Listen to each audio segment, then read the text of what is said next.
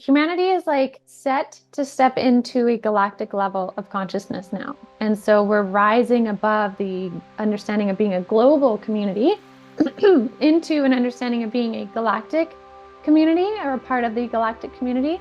And so that requires us to raise our consciousness. We have to be able to think outside the limited boxes of what we have been living in. And within that, being a part of that galactic level also allows us to have more of those psychic skills or galactic skills, which is to be able to communicate through dimensions, communicate with beings on this plane or another plane, and also have an open-mindedness to not being the only inhabited planet in all of the galaxies, right? Like, it's a little narrow-minded to think that we're the only inhabited planet in the billions of places where there can be life. And so it really is, humanity is ready to step up into it. And we're also moving through a phase in the universe right now that is of heightened frequency also.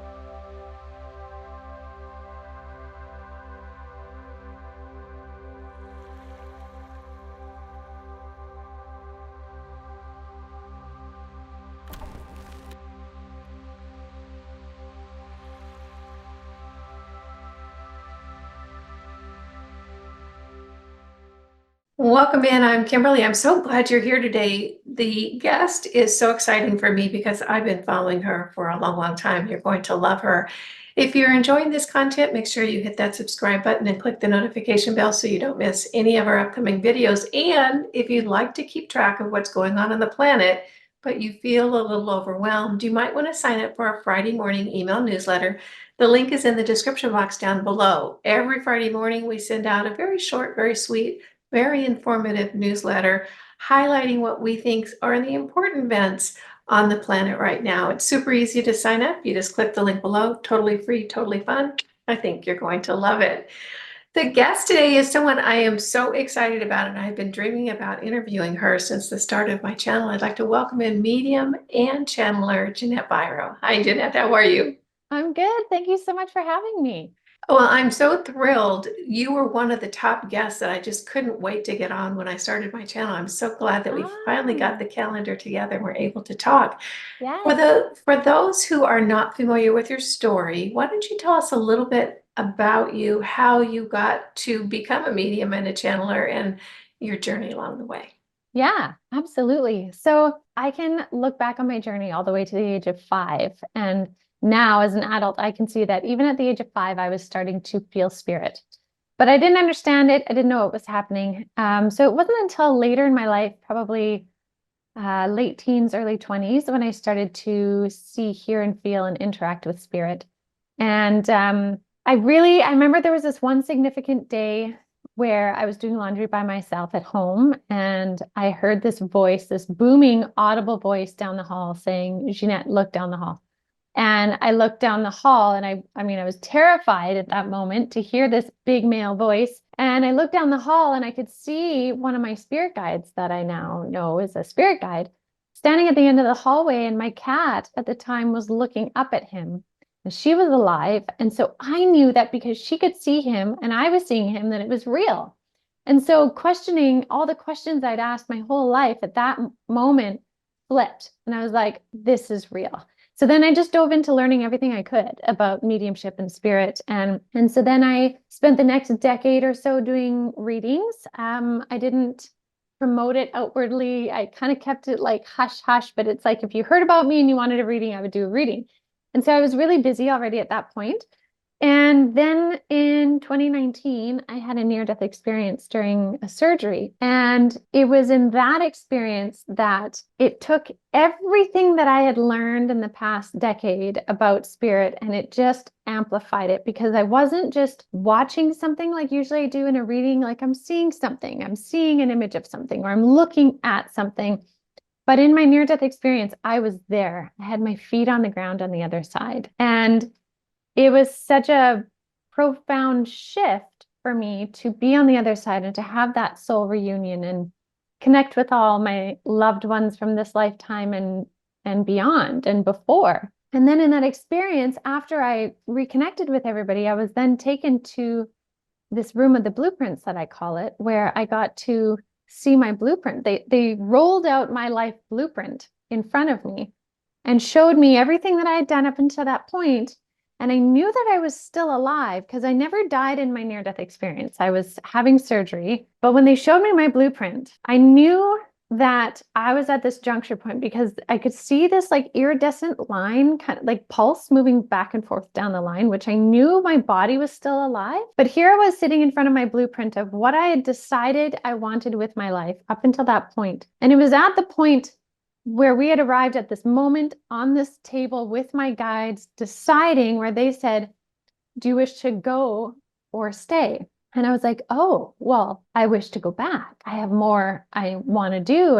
And so at that point, then the remainder of my life on my blueprint, which I can't, when I look back in my memory, I can't see how far it was, like how long it was compared to what I have left. I know I have like this much left. I don't know what that means, right? I don't know how long that is, but with what I have left, they said I could rearrange whatever I wanted. And so there's what I learned was in our blueprint, we have these different kind of soul journey juncture points is what I called it. And they kind of look like fuses. And they said, you can rearrange whatever you want, but you'll only remember the first one. And so the first one where I was like right at that point, I pulled out the first one and it was chronic health issues. And I had chronic health issues, which is what led me to my surgery. And I remember when I pulled it out and I was holding this like life lesson through chronic health issues, I was like, are you serious? Like I can actually do this.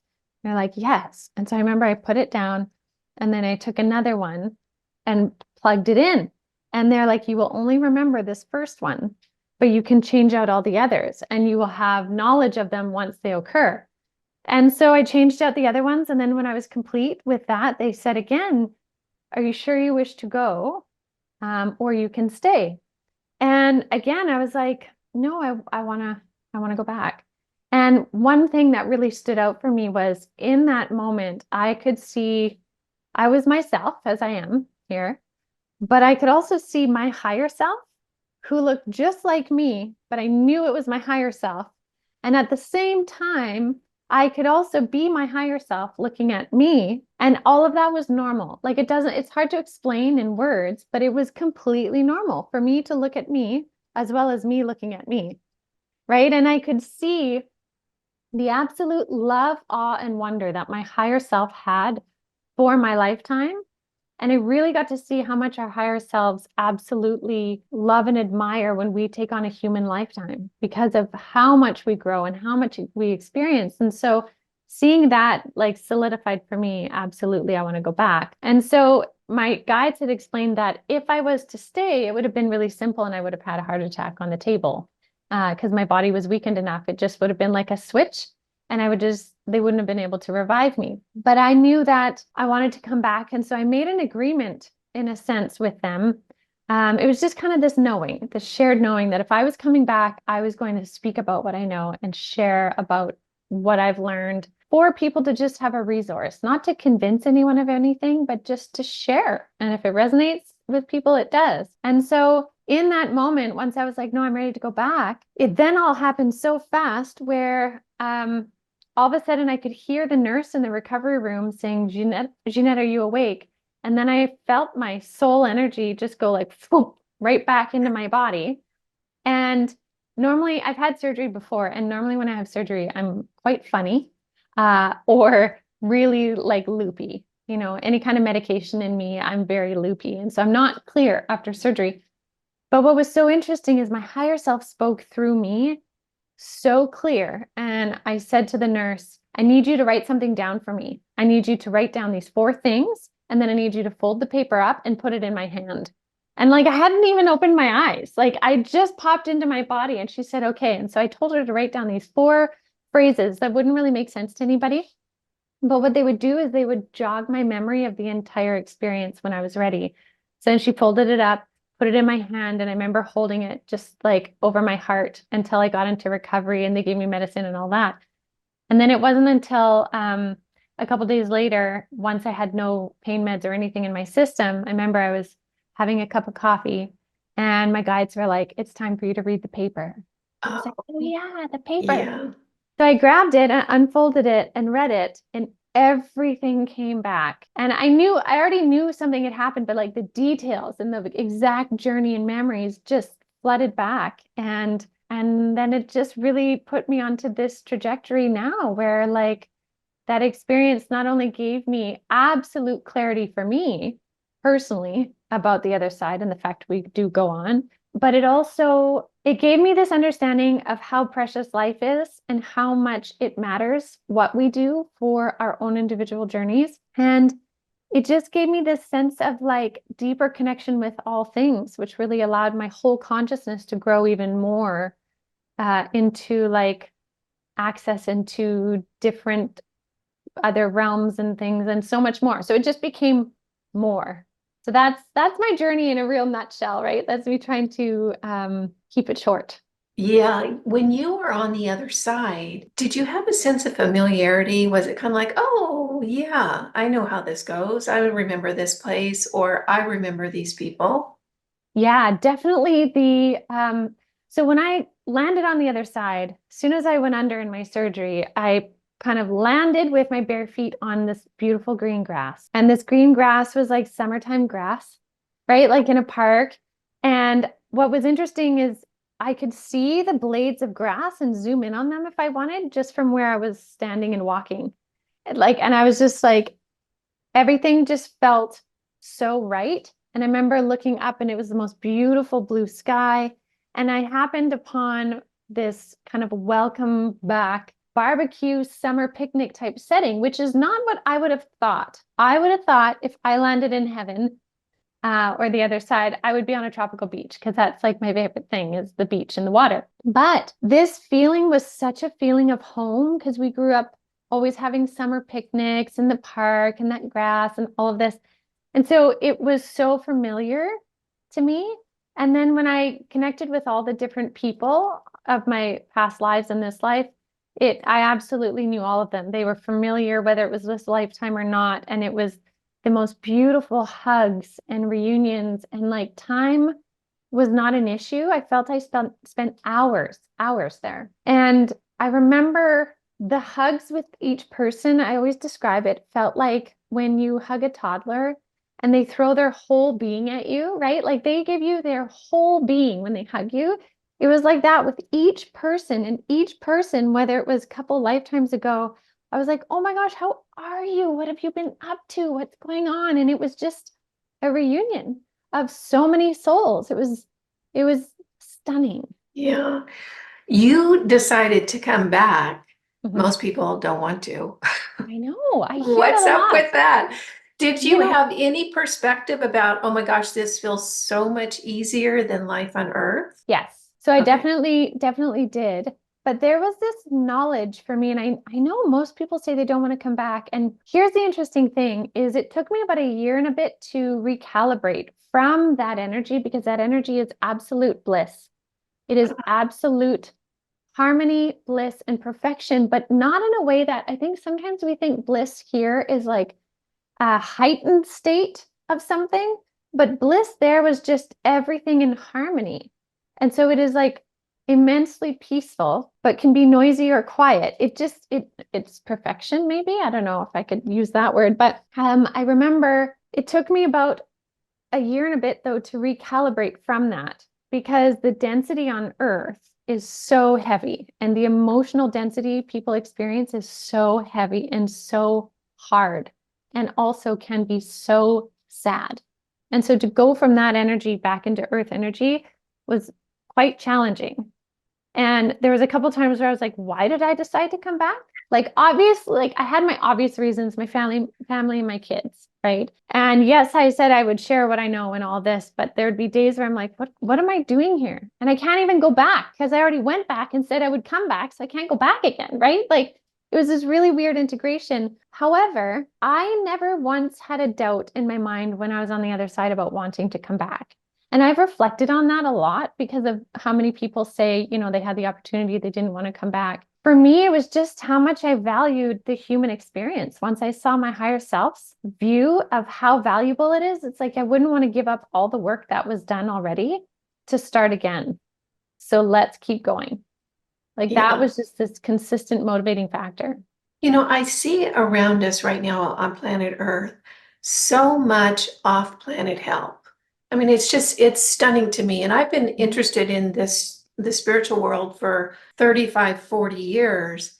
Never before have I seen so much help. People, channelers are, I mean, you can meet a channeler in your neighborhood right Mhm. now. It didn't used to be like that. It used to be so dense and so hard to even connect. And now we're just seeing a much lighter, much more easy connection. Was there a sense when you were popping things in and out of your life that I'm going to go back and not only journey for myself and learn for myself, but I have a mission or I have communication or I have things to share? So I know that that's in some of the other fuses I switched out in some aspects, but I didn't remember those at the time. They came over time once I was back. Like one example would be when I met the three guides of the light, who I channel often.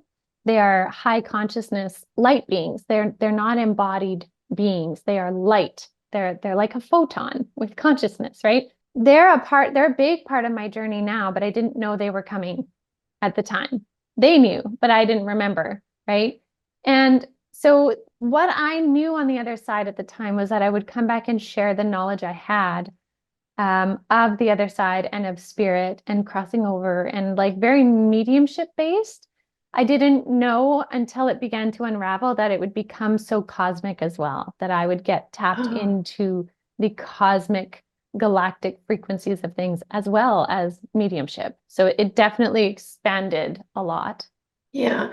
What do you think this is about? That we're getting so much more help, we're getting so much more information. I know there's a lot of talk. We're moving from 3D to 4D to 4D into 5D.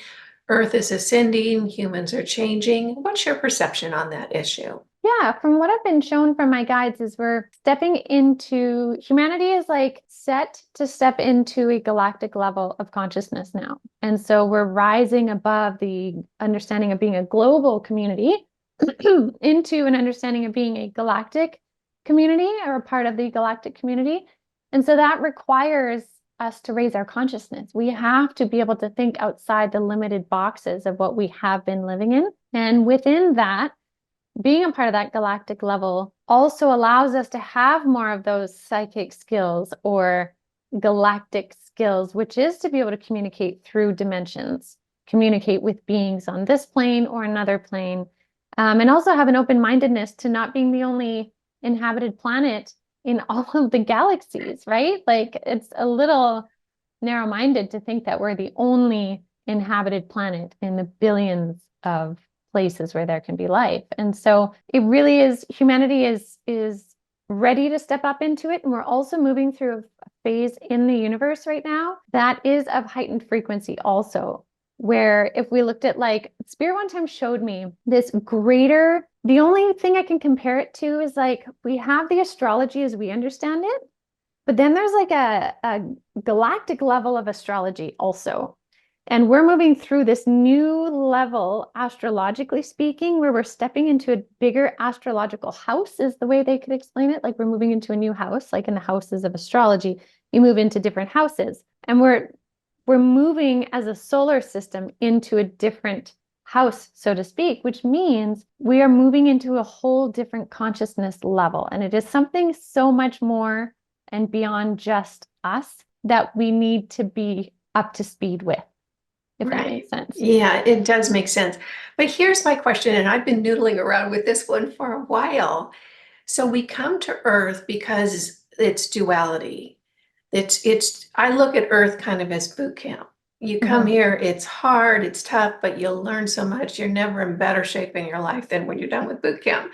So we Mhm. come to Earth because of that challenging environment. It's very dense. There's black and white, there's constant conflict. If this is where we go for boot camp, and if Earth ascends, where are we going to go for boot camp? There are many, many places in the galaxies to go for boot camp. So as Earth ascends, there are other places, other planets that are going through their own ascension process, which are behind that of Earth, right? So there are always places souls can take on an incarnation depending on what it is they're needing to learn from a soul level. There are many people on this planet that as it ascends will once they cross over and they are ready to be reborn again somewhere, will come in somewhere totally different where they can reestablish that link to whatever level they were at to grow from there and move forward.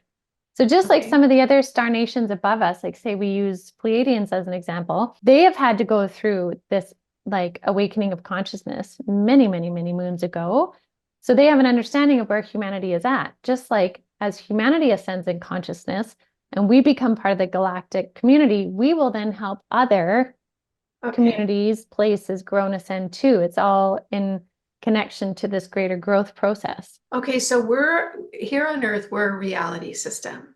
We've been in 3D, we're ascending to 5D. Is this something that civilizations, when they get to a certain point, always go through? Is this a pretty general process? From what I've understood, yes. It's like growth of anything. You can't necessarily skip anything in growth, right? Like if we compare it to how our bodies grow, our bodies have to grow through a series of phases, and some phases can be faster. Someone can have a growth spurt and their bones and muscles grow faster than another, but they still have to grow. They don't just simply go from one size to this size. There is a growth through it.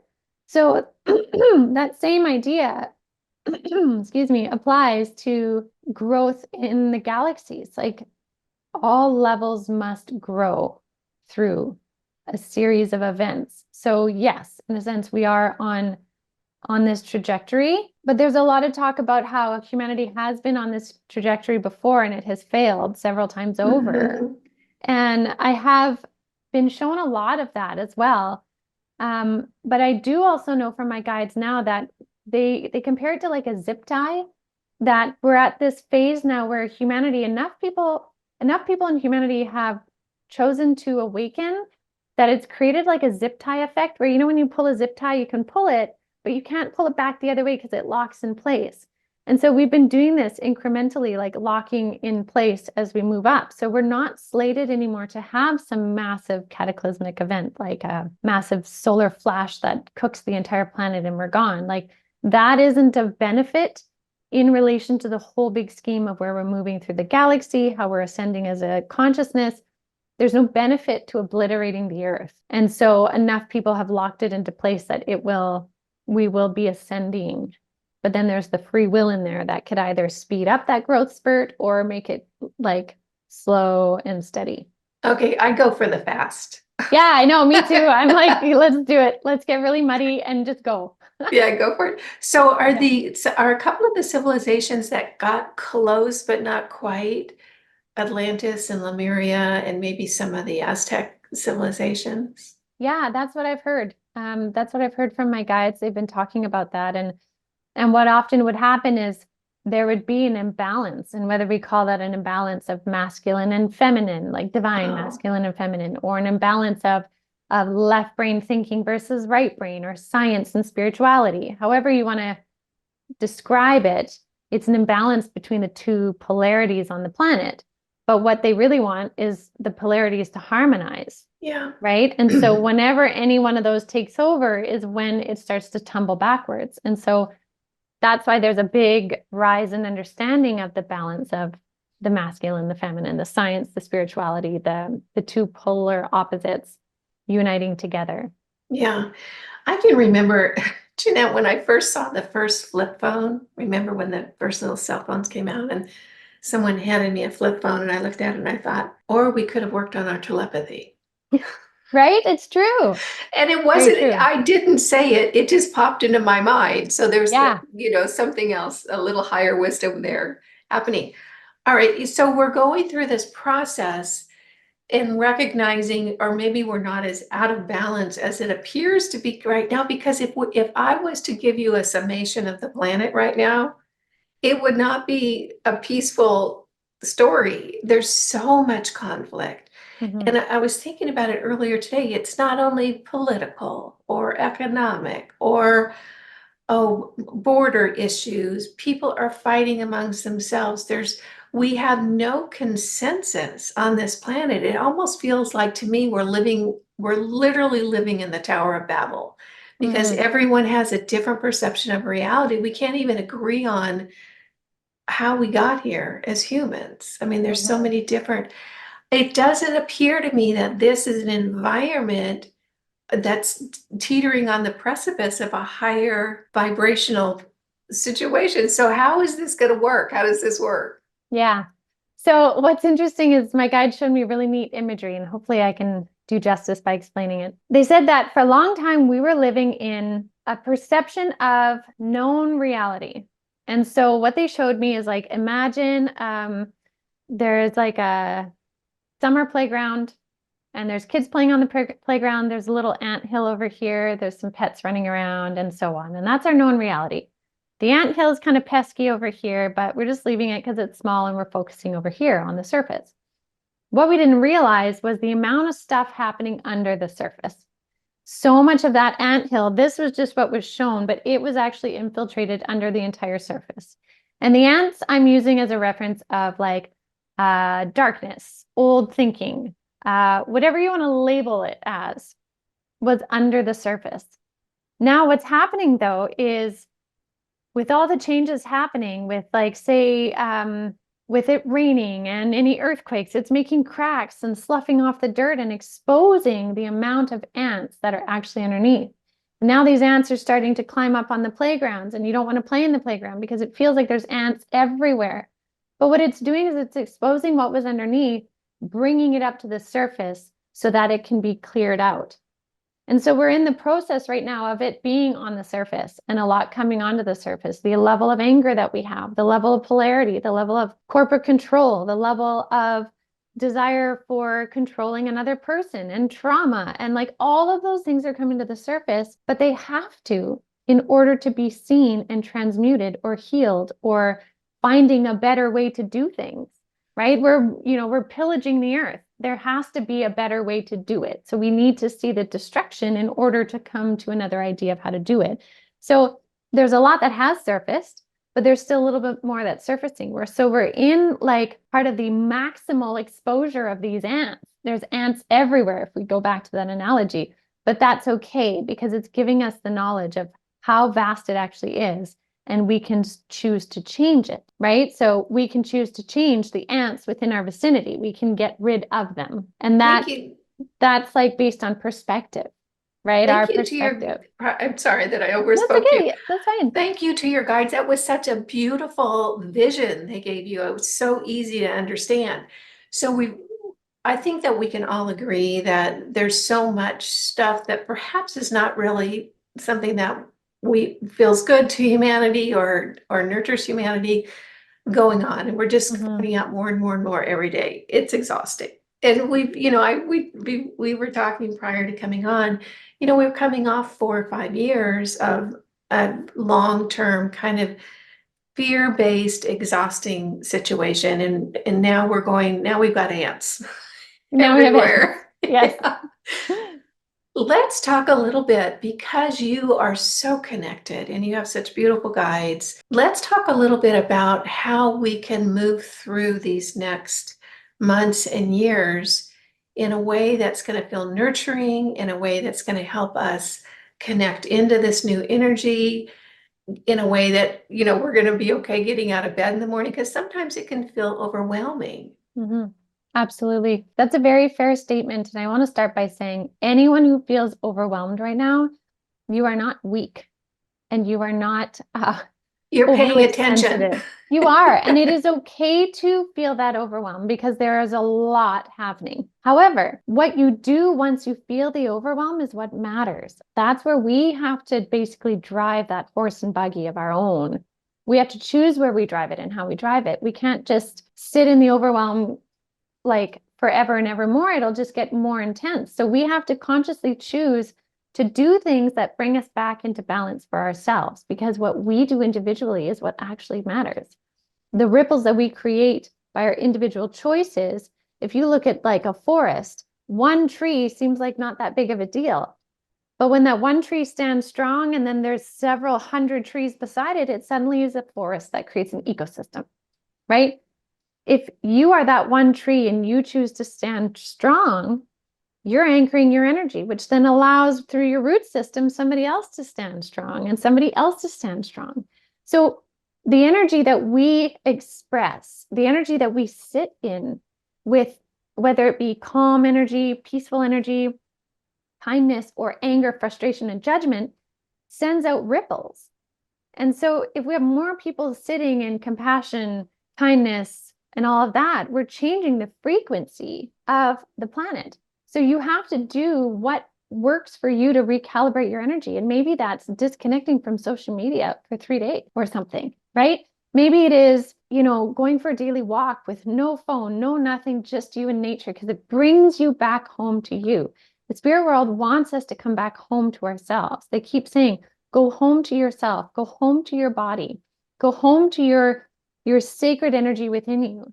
And I mean, these last 4 years from 2020 up until this year was all about going down this metaphorical waterfall that spirit talked about, and like churning in the waters below. And that represented like getting to know your mind. What do you think? We're going to throw in fear. There's going to be all this kind of stuff for you to try and come through those waters and breathe in your truth. What is your truth? Who are you? What do you think? In order for you to know what you think, you have to know thyself, right? And so it was really a question of who are you? What do you think? What are your beliefs? Now we're in an energy of stand in your power, right? Like, you know what you believe in, you know who you are. Now stand in it. And if people listening don't know who they are, if they're like, well, I don't know who I am, now is your opportunity to find out. And you can start that journey of discovering who you are by the simplest things. And I love this example my guide showed me a long time ago. Was for anyone that's seen the movie Runaway Bride with Julia Roberts, there's a point in the movie after she's run away from several different men at the altar where she's like, I need to know who I am. And she starts with eggs. She cooks scrambled eggs, poached eggs, hard-boiled eggs, and whatever. She's like, I've never known what eggs I even like. And so she tries them, and she's like, I realize I like this one. I hate all the others, but I ate the others because they were what my partner liked, and I pretended I liked them, but I didn't actually know. I actually know I like this kind of egg. And that might seem so trivial, but it is the first step to getting to know yourself. What scents do you like? What colors do you like to wear? What music do you really like? What music inspires you? What do you like about nature? What do you like to do in the pastime? How do you like to move your body? What conversations do you like? What views are you connected to? Like, it's the journey of discovering self. And when you discover self, you can anchor in self like that tree. You're anchored, you're rooted in there. And you can then stand strong and sturdy to help those beside you find their rooting and their anchoring. And then, like I said, before you know it, you have an entire forest of a frequency, which then spreads around the world. Yeah, that it was really well put. I think a lot of people don't understand how important that vibration is, even if it's Huge. only them. Yeah, it's huge. It is so, like I say so often, like, you matter. I matter. Anyone watching this matters. Your frequency matters, but it has to be your frequency. It has to be you. And I think that's something we've been taught for so many generations to fall into place with whatever you should be, right? If you're a doctor, you should act this way. If you're a teacher, you should say, look like this or dress like this. And again, I'm giving very, very bland general ideas here, but just to prove a point, it's more like you can be a teacher and have a mohawk if that's who you are, right? Like, it's about your authenticity. And that is the key to help shifting all the frequencies on our planet. It starts with us. Yeah. So for someone so connected to spirit, not only is what going on the planet crazy right now, you must be getting an overload. How do you manage it on a daily basis?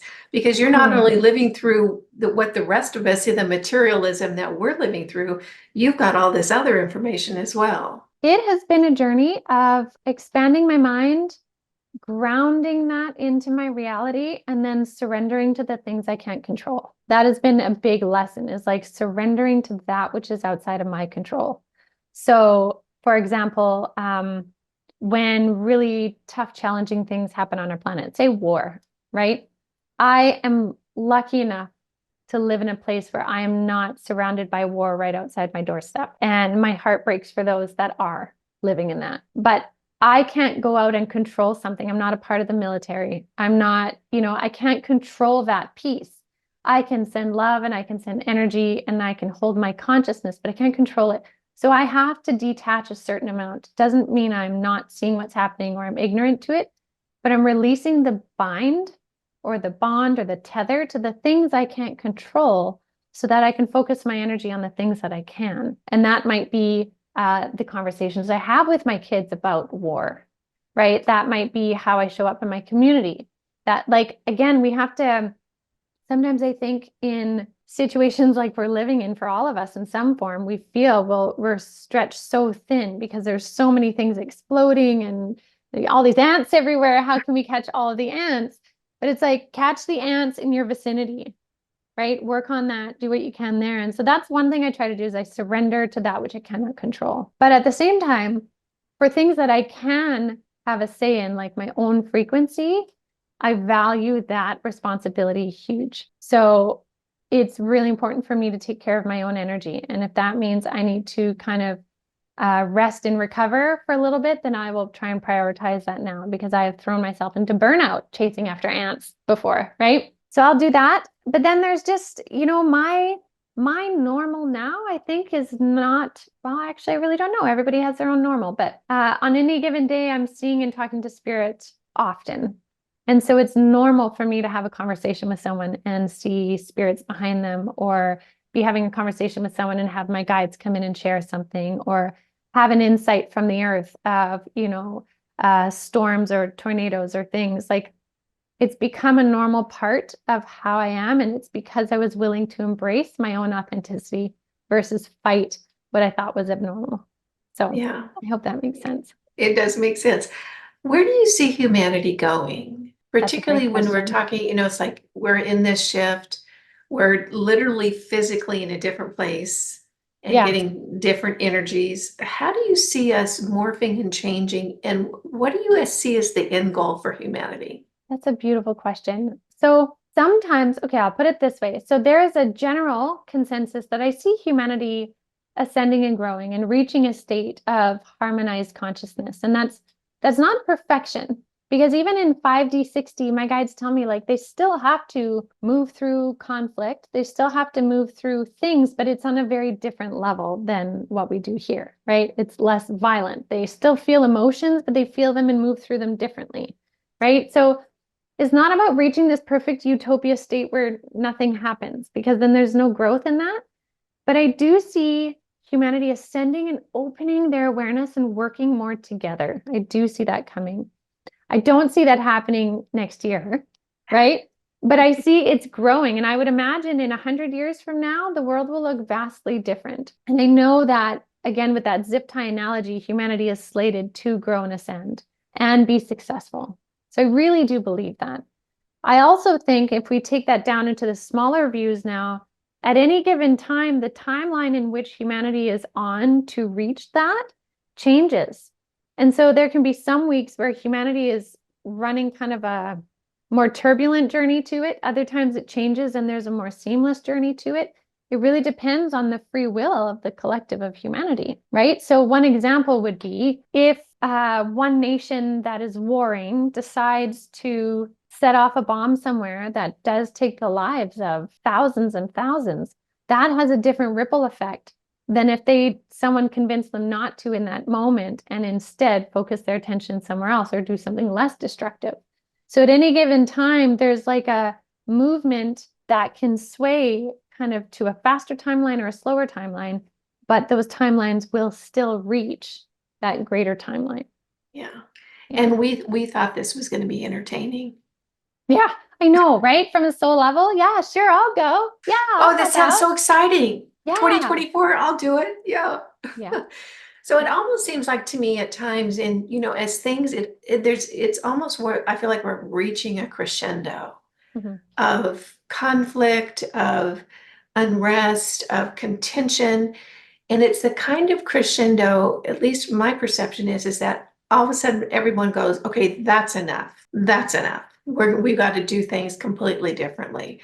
And then we start on a path that's hopefully a little bit more loving to the earth, loving to each other, loving as a civilization and a community, so that we can start building instead of tearing down. That's something I see, is that we're just continually tearing down instead of creating an environment that's really going to nurture humans and bring out their gifts. Mm-hmm. Which brings me to something that on this planet, and particularly in Western civilization, I don't think so much with indigenous cultures, all the gifts that you have, the mediumship gifts, the channeling gifts, the really very, very connected with your guides, we all have those skills and abilities. But in our culture, it's not supported for young Mm-hmm. children. You know, oh, you're making it up. There's no friends in your room. That's a good story. Da, da, da. We don't nurture it. How do you see individuals changing? Do you feel like we're all going to be able to connect as seamlessly as you do over time? Is that where we're heading in our gifts category? I think the possibilities are endless. So I think it really depends. I think for all of us to be able to achieve that in this lifetime, I don't think so, because I think some people are in just a different frequency based on their soul lesson right now. There are some people that are in a very, very dense frequency. And so they may not in this lifetime, but whether it happens to them in this lifetime or 3 lifetimes from now, it will still happen in their soul evolution to be in a position of being embodied with the ability to connect in. Now, an interesting thing, though, that my guides have shown me is that children being born now, on average, are being born with less and less and less karma, more and more intuitive sense. So they're coming in wiser, but intuitively wiser, like an innate wisdom, knowledge, gifts, and such that is more and more normal for them. So that will sort of like infuse the population with more kids that can understand each other on a certain level, which will really change the understanding of consciousness through the children coming in. Yeah, it Much seems higher like the kids frequency. are so much more connected Yeah. then. And even in my lifetime, I can look back at what my perceptions were, oh, 10 and 15 years ago, and they're so different today. Yeah. You know, I feel like my reality is so different, or what my understanding is of the truth or how a society should work is so different. It's almost like it's just in the universal field now. Mm-hmm. Yeah, Yeah. definitely. Did you, once you had your near-death experience, did you start channeling after that? And what do you think, why did that happen after your near-death experience, if that's when it happened? Yeah, so I did start channeling. I had channeled once or twice before, but the 3 guides of the light, who are the main ones that I channel, they're my go-to, and they're just so lovely. They came in after, and they came in after because I think with my near-death experience, I was willing to take on that connection, that energetic connection, and Mhm. also having been very consciously on the other side, like 2 feet on the other side, and come back with that awareness brings back a higher frequency. Yeah. And so there's a natural, like as if I got an upgraded circuitry of my nervous system, there's a higher frequency that I can hold now. And so it became more seamless to bring them through, which again, I think was part of that adjustment period also, is being so super tapped into things and learning how to actually disconnect to be very 3D when I need, right? Like when it's time to just play with my kids or get groceries, it's like I kind of disconnect from that because I don't want to walk around the grocery store seeing ETs over here and all these deceased people over here. Like I don't want to see that. It's too distracting, and the frequencies don't match either. Like if I was to walk around a grocery store in the energy of when I'm in a reading or channeling, a couple times where it's happened, the grocery store actually, the floor starts to feel like it warps and I'm not fully in that dimension. It's like, it's a hard one to explain. So, in one sense, yes, it is. It's a frequency. We live in a 3-dimensional frequency. And we learn in like grade 8 or 9 science that all matter vibrates, and it vibrates in a frequency within 3rd dimension. And that's what holds it into solids within this dimension. When your consciousness vibrates at a higher frequency, you can see beyond that which vibrates in this frequency, which is why I can see spirit because they're not of a 3D frequency, right? So in that respect, it is just vibrating matter that is densifying in a frequency that is 3D that we are moving around in based on our consciousness. So, you know, when we move then into 5D consciousness, are we then a part of 5D frequency? In some ways, yes, even though we're tethered to this body as well. So like that's where it gets confusing, and I don't always have the language to explain it because it's like beyond language. Because here's an example. In 5D, if I'm doing an astral travel experience in 5D, it is very real and visceral to me. I can touch things, I can hear things the way I would in 3D, yet I'm in a 5D astral body in that reality, same as this one is real. So then technically it's all simulation, yet they're real, right? So that's when you just keep looping and looping and looping. Yeah. Yeah. I kind of look for, when I think about different reality systems, different experiences for a soul, I kind of look at different games in a big family reunion. Some people are playing volleyball outdoors, some people are playing Monopoly over here, some people are in the kitchen baking biscuits. It's all, and when you leave biscuit baking and you go over to volleyball, that's the transition from one incarnation to another. That's It's beautiful. just, it's a different experience.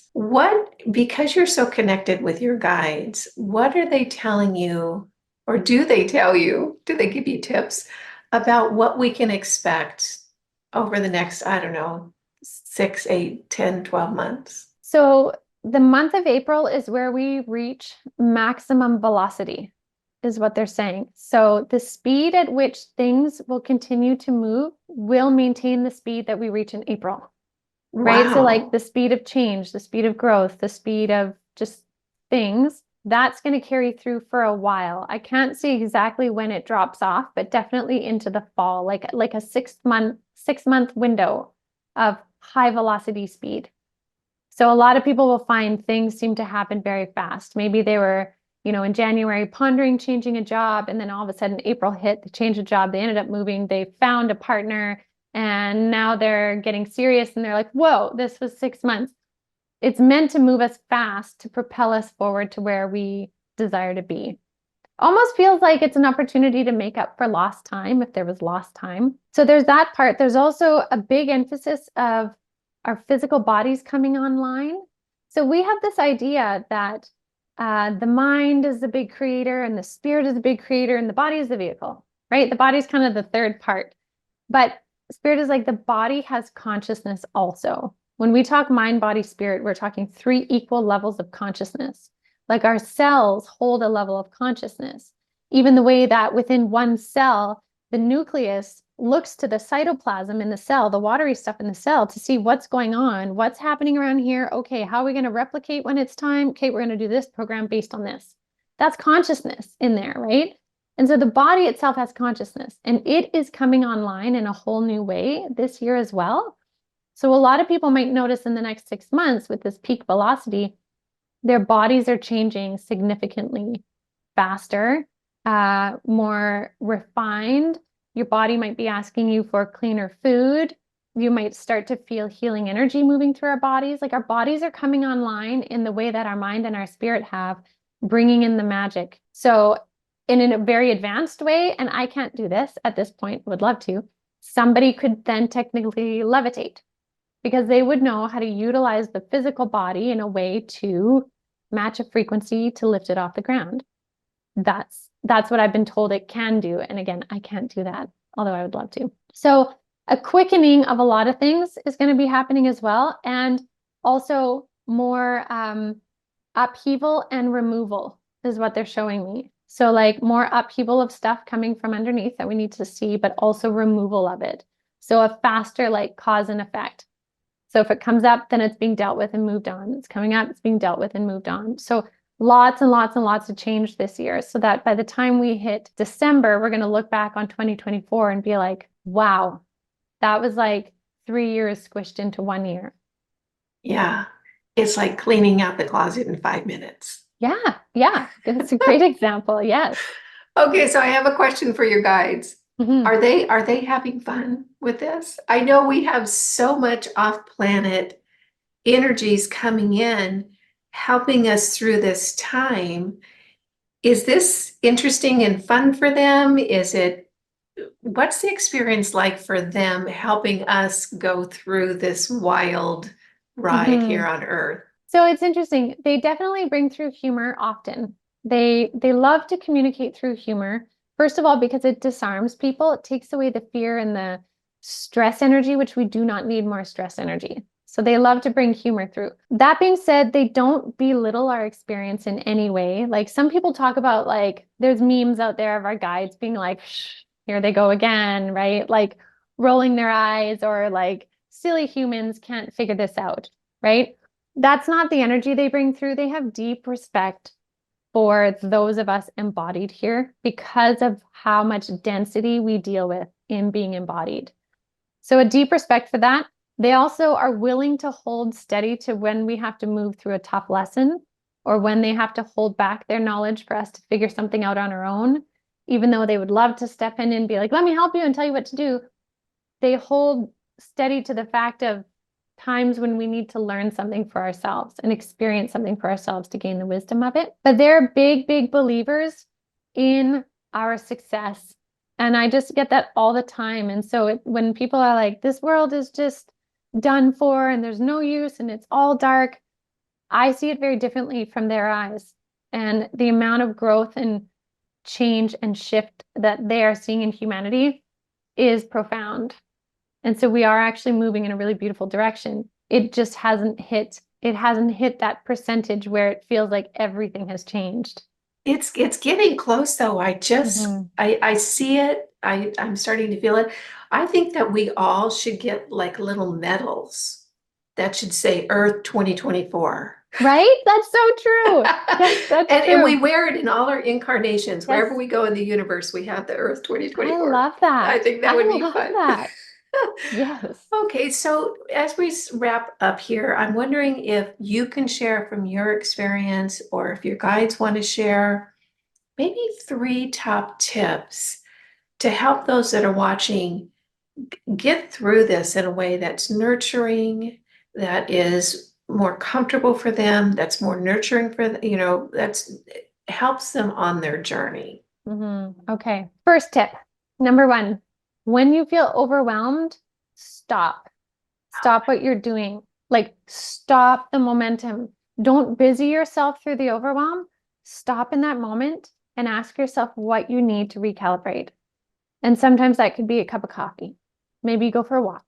Maybe you call a friend, but consciously stop the buildup of the snowball of overwhelm, because it doesn't help us when we get into that state. So that's first one.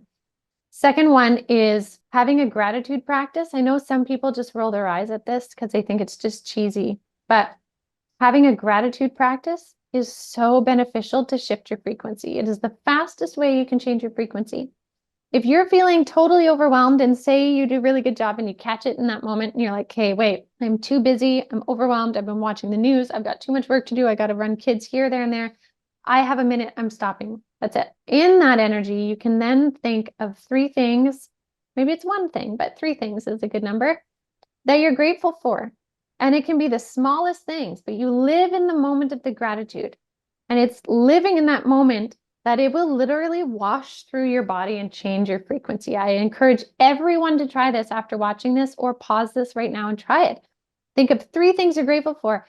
And it could be as simple as, say you that morning had a really amazing orange. So simple, but it was the juiciest, sweetest orange. And when you took a bite, you're like, this reminds me of summertime as a kid. And you sit in this moment, go back to that moment and relive it, and notice how your body frequency starts to change. And then pick another one. And maybe the next one is a time you won an award, right? Or maybe one time where someone saved your life. Like, it can be smallest things to biggest things, but sit in the energy of that just for a few moments, maybe even 1 minute per piece of gratitude. So 3 minutes, that's it. And you'll notice how your energy will change. And you will be able to come back with a renewed clarity of where you want to focus your time. And then the third thing is, don't forget your humanity in this. I think a lot of people on a spiritual path are desiring so much to connect in, become the spiritual, but sometimes they actually lose themselves to the spiritual, to the desire to be out there, to connecting with their guides, that they're forgetting the value of their humanity. And so the invitation is to fall back into play, fall back into fun, touch, taste, smell, being human. right? Maybe it's playing with your kids. Maybe it's watching a sunrise, like only things that you can do as a human, right? Things that when you cross over on the other side, you might miss the feeling of the sand in your toes, right? You might miss the smell of wild roses when you walk through the park. Whatever that is reconnecting with your humanity, because as you do, you'll actually realize how much your soul will expand. Oh, that was beautiful. Thank you so much. So Oh, how do we find out more about you? Oh, well, you can check out avalonspirit.com. Everything is available there, from teachers or courses that I teach, as well my podcast, the Ginette Biro podcast, which you can find on any platform, where once a week I talk about all kinds of things, and I do a monthly energy update and all of that. And then as well on YouTube, under Ginette Biro Medium, which is the same as my Instagram, I post daily card readings on YouTube and mediumship readings 5 days a week, where it's just to tune in with spirit, and other videos of insight. So I mean, you can kind of find me all over. If you type in Ginette Biro Medium, there's a lot to be found. There is a lot to be found. Follow her on Instagram. She has a great account. Can you tell us a little bit about the courses you're teaching? Yeah, absolutely. I'm actually, so there's three main ones that I teach. So once a month, I host a cosmic consciousness circle, where I will dive in for an hour into some really neat topic. And it's usually led by my guides. And I'll explore, sometimes I'm exploring what is consciousness, all the ways we can experience it. Sometimes it's what is divine union. It can even be who are galactic friends. Like, it's a deep dive. Some people call it like diving down the rabbit hole. I think it's expanding into consciousness. And so that is one of my favorite things to teach, because it's a new topic every month. I also do meditation Mondays, the last Monday of every month, where you can join me for meditation. And the idea of that is, for anyone that joins, they get to have their own experience. I will lead a meditation, but you get to experience whatever it is. And then after, we can share, we can talk about it, and there's time for questions and stuff. So that's fun. And then the other one, which I'm so loving, is I'm currently hosting weekly, for four months, weekly Lightworker mentorship Lightworker mentorship groups. And these are mediumship groups. They're closed groups where people get to sit and learn their skills of connecting with spirit in all of the ways. Oh, I And love I have that. I have an all levels one, which is beginner to advanced, and then I have an advanced one. And so I'm going to be opening those up again in the fall.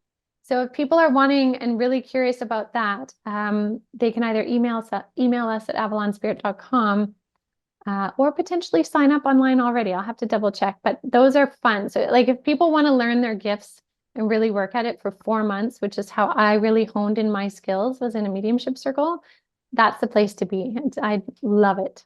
And the fall is going to be a perfect time Yeah, to hop into absolutely. that. It'll be a great time. Ginette, this has been such a treat for me. Thank you for your time today. I hope you'll come back. Thank you. Yes, I would love to. This was so much fun. Thanks for All having right. me. Thanks so much. And thanks for watching, everyone. Bye now. I hope you enjoyed this video. Coming up next, this is a good one. Or you might really like this one too. Either one of them could be perfect for you. Before you leave, don't forget to subscribe.